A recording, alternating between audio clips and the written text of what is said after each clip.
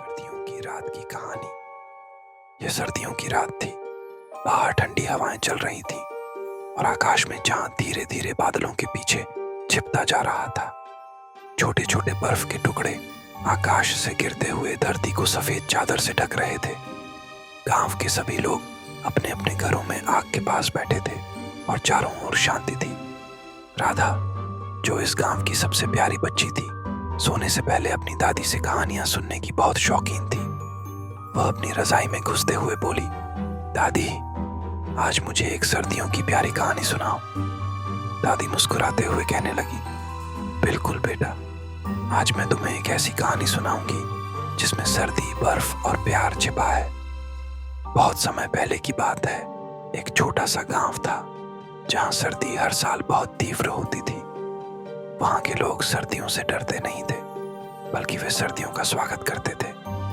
जैसे ही बर्फ गिरनी शुरू होती, वे अपनी खिड़कियों से बाहर झांकते और बर्फ से ढकी पहाड़ियों को देखकर खुशी से झूम उठते। इस गांव में एक लड़का था जिसका नाम अर्जुन था। अर्जुन बहुत दयालु और मेहनती था। हर सर्दी में वह अपने गांव के बुजुर्गों की मदद करता, उनके लिए लकड़ियां लाता और उनके घरों को गर्म रखने में मदद करता।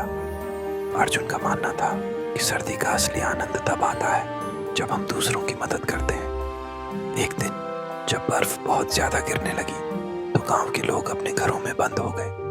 ठंडी हवाओं के कारण कोई बाहर नहीं निकल सकता था। लेकिन अर्जुन ने देखा कि एक बुजुर्ग दादी का घर बर्फ से घिरा हुआ है और उनके घर में खाने की कमी हो सकती है। बिना देर किए उसने अपनी ऊनी टोपी और जैकेट पहनी और बर्फीले रास्तों पर चल पड़ा। रास्ता बहुत कठिन था, लेकिन अर्जुन ने हार नहीं मानी। जब वह बुजुर्ग दादी के घर पहुंचा तो दादी ने उसे देखकर बहुत खुशी जताई। अर्जुन ने उन्हें गर्म कपड़े और खाना दिया और उनका घर भी साफ किया ताकि वे आराम से रह सकें। दादी की आंखों में आंसू थे, लेकिन वह खुश थीं।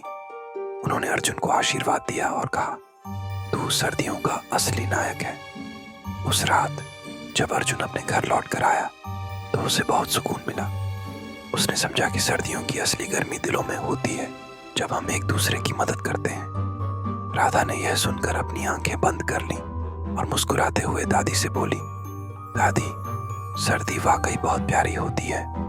और फिर थोड़ी ही देर में वह गहरी नींद में सो गई। इस तरह सर्दियों की ठंडी रात में भी प्यार और मदद से हर कोई गर्म और खुशहाल रहता है। सर्दियों में जब हम दूसरों का ख्याल रखते हैं तो सर्दी का मौसम भी हमें प्यारा लगता है। समाप्त। अब तुम भी रजाई में घुस जाओ और सर्दियों की मीठी नींद का आनंद लो।